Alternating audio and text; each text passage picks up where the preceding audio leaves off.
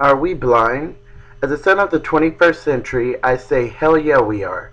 Still blinded by the fallacies of what we call the melting pot. I am a weed in the garden, displaced involuntarily by our society's conferred dominance on the black experience. Like a gardener tending to which flowers to keep and which to eradicate. As a naive young black adult, I was aware of racial bias, white privilege, and covert racism, but naive in the matter because I thought that I was unique. I thought that I had the right formula to juggle being African American, that I was a model case to which the ideal minority was to play this game of white privilege. I was like the Lotus. I thought something that was beautiful, that came from murky water. I guess this false idol of true diversity, where I would be accepted for my differences, wouldn't be so far from realization if there weren't this institutionalized power plant we call white privilege dumping wastewater into the minds of the melting pot. So from here I reflect how this flower of hope and beauty bloomed and withered, held by the unavoidance and realization of white privilege. When I look out at the world, I saw a million colors. Growing up, I can't say that there was ever a time when I felt that I was a weed growing in the garden.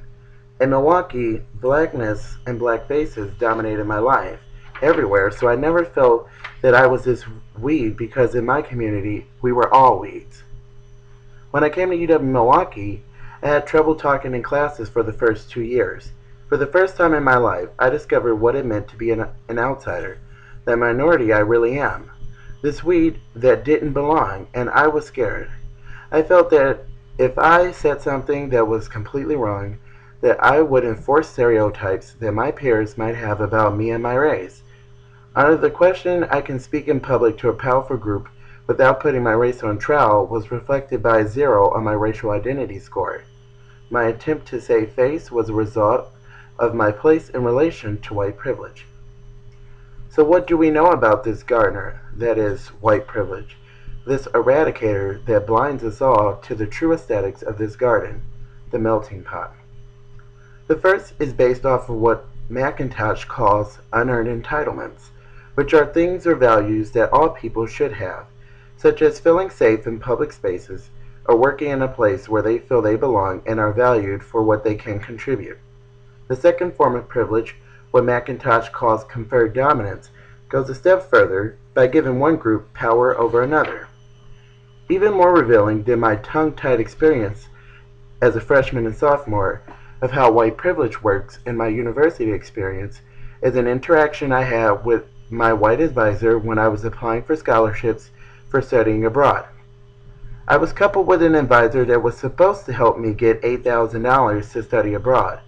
She said to me, "You know, what you have so far is, I think, well enough for you to qualify for $5,000, but I want you to not downplay how poor your family is, how you have had a difficult life growing up, and elaborate more on a time when you had to rise above these struggles." I almost vomited in disgust, because surely an educated white woman who is deemed responsible for advising students on scholarships wouldn't go so far as to encourage her students to lie. So I told her that I felt that the essay response wasn't me, it wasn't my life experience, and it wasn't going to change, and I wasn't going to change a thing. She continued to read on and said, "Well, I see you wrote that your mom has 3 kids in college. That's quite rare. You should be talking about the financial strain this must be for your family." I remember my eyes rolling in the back of my head. I was thinking, what the hell? Is it rare for my black mother to have all her kids in college? It was surely not true in my family, because all of my cousins, aunts, and uncles, nonetheless my mother, has had some form of higher education. I was so offended, I wanted to walk out, but this is a point in time where I was contradictory. I gave in. I played this white advisor's game and stretched the truth. The fictitious lotus flower began to blossom.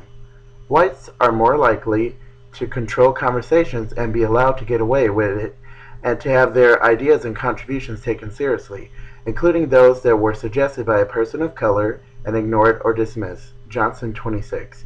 Whites can succeed without other people being surprised. Johnson 27. This moment spoke truth to Johnson's claims of white privilege, That who was I, an African American applying for a scholarship, that it doesn't matter what your personal journey is, that white privilege will prejudice you from being other than what conferred dominance says you are. So I played the game, and I managed to snuff $5,000 for jumping on the bandwagon. The Lotus, nourished with naivety from the murky water, began to blossom. So are we blind? In America we talk of tolerance, but when studying abroad in China and Europe, I felt I had a voice now, because race came secondary for once in my life. I was an American black, not just some weed, but a result of metamorphose. This lotus flower, an ideal realized.